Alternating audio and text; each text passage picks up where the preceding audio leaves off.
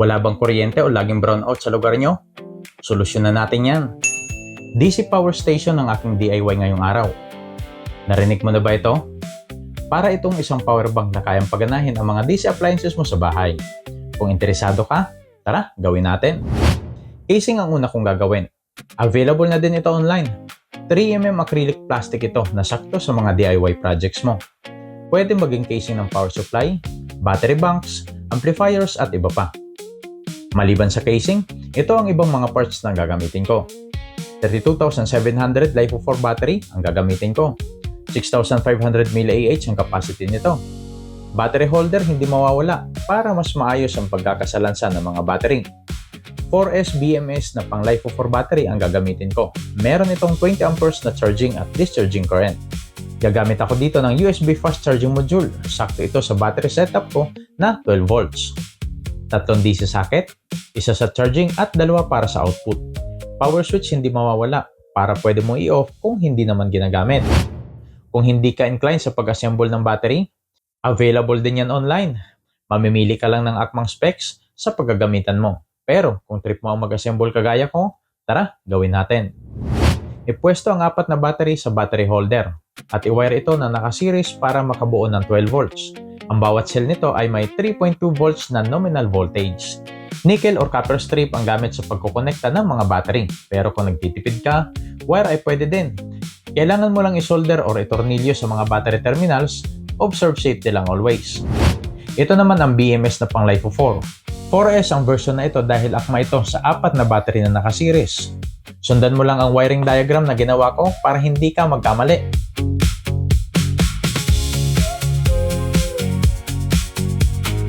Matapos masolder lahat, i-cable tie ang mga wiring para hindi magmukhang makalat. Eto na, ganito lang kasimple.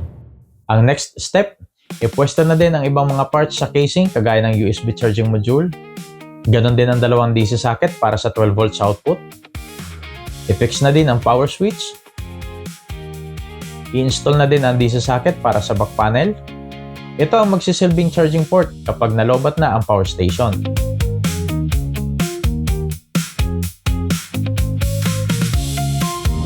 Ipwesto ng battery pack. Pwede ka mag-apply ng adhesive para hindi ito alog-alog. Sabay solder ng positive at negative terminal nito sa charging port. Ito naman ang ginawa kong diagram kung paano i-connecta lahat ng parts. Ang positive wire galing sa battery ay isolder sa kabilang terminal ng switch. At dito naman sa kabilang terminal ng switch, ikakabit ang wire papunta sa charging module. Ganon din sa 2 12 volts output socket. Ang negative wire naman ay rektang nakasolder sa charging module at sa 2 12 volts output socket.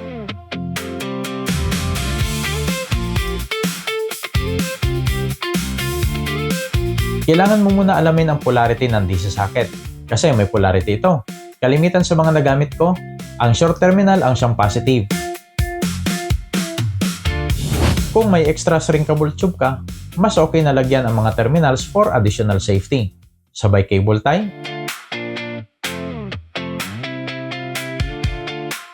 Sabay lagay ng cover. Kita mo na, wala pang ilang minuto, tapos na pala. Ano-ano nga ba ang kayang paganahin nito? Unang-una, cellphone charging. Nang dahil meron itong fast charging module, saktong-sakto ito para sa mga mobile charging. Ayan na nga.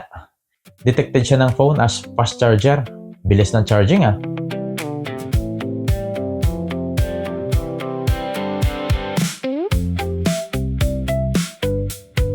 Sa mga probinsya, pwedeng-pwede mo itong gamitin pang ilaw sa bahay.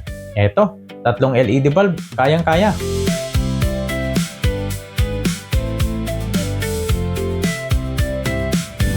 Kung meron kang mga DC fan, 5 volts man ito o 12 volts, kayang-kaya din.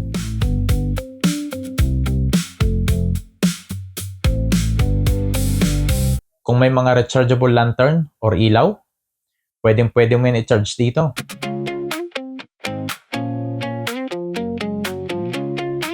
Kung meron kang DIY Bluetooth speaker, dito mo na din i-charge.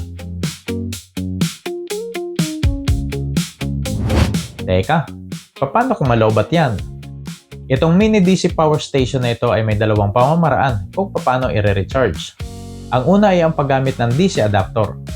14.2 volts to 14.6 volts ang akma na charger para dito. Pero ang 13 volts to 14 volts ay pwede din gamitin since 13.4 volts to 13.6 volts ang float voltage nito. Pansinin nyo, tumataas ang voltage kapag isaksak ang charger.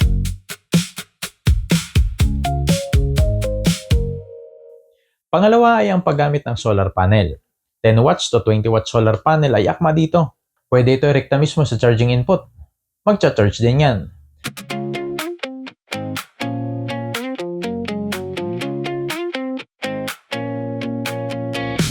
Pero mas magiging efficient ang charging nito kung may solar charge controller. At 30 amperes ang available na charge controller ko. Tara, subukan natin. Ikabit ang charging module sa DC power station. Ayan na. Detected na ng charge controller ang battery voltage. At i-connecta ang solar panel sa solar charge controller. Ayun, charging na.